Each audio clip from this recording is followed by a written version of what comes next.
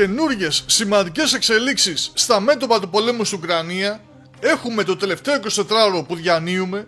με κάποιες από αυτές να προέρχονται από επίσημες πηγές και κάποιες άλλες από ανεπίσημες, που φυσικά είναι και ανεπιβεβαίωτες μέχρι στιγμής, αλλά ως προς την κρισιμότητά τους είναι ακόμα πιο σημαντικές, καθώς ξεκαθαρίζουν το τοπίο για το τι συμβαίνει σε κάποιες συγκεκριμένες κατευθύνσεις.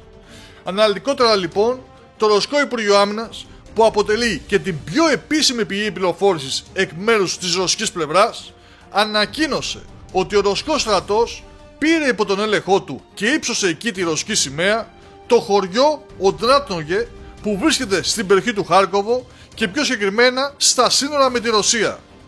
Μιλάμε για την περιοχή στην οποία οι ρωσικές ένοπλες δυνάμεις είχαν ανοίξει ένα νέο μέτωπο τους προηγούμενους μήνες, θέλοντας να αναγκάσουν την Ουκρανική ηγεσία να δεσμεύσει και να αποστείλει εκεί δυνάμεις, ώστε να σταματήσουν τους Ρώσους, δημιουργώντας έτσι ελλείψεις σε άλλους τομείς, αφού είναι γνωστό ότι οι Ουκρανικές ένοπλες δυνάμεις πάσχουν από έλλειψη προσωπικού, με αυτό το πρόβλημα να μεγεθύνεται ακόμα περισσότερο από τις χιλιάδες Ουκρανούς που πετούν τα όπλα και λιποταχτούν. Συνεχίζοντας λοιπόν, το Υπουργείο ανακοίνωσε πριν λίγες ώρες ότι κατελήφθη και το χωριό Φεντόροφκα, που βρίσκεται νότια από την πόλη Σεβέρσκ, την οποία, όπως βλέπουμε ξεκάθαρα πλέον και στο χάρτη, ο ρωσικός στρατός κινείται για να περικυκλώσει.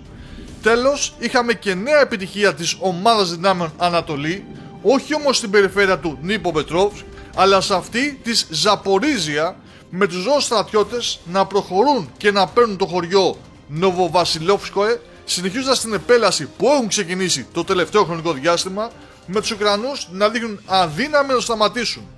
Αυτές ήταν οι τρεις επίσημες ανακοινώσιμες επιτυχίες των Ρώσων, που επιβεβαιώνουν ότι οι ρωσικές δυνάμεις έχουν πάρει αμπάριζα τους Ουκρανούς και τους αναγκάζουν να υποχωρούν συνεχώς. Αυτό συμβαίνει και στην περιοχή του Ποκρόβσκ και ειδικότερα στην περιοχή της Ντομπροπίλια, από όπου έρχονται ανεπιβεβαίωτες πληροφορίες, που όμως παρατηρούμε ότι έχουν ήδη αρχίσει να αποτυπώνονται στους χάρτες του Ινστιτούτου για τη Μελέτη του Πολέμου,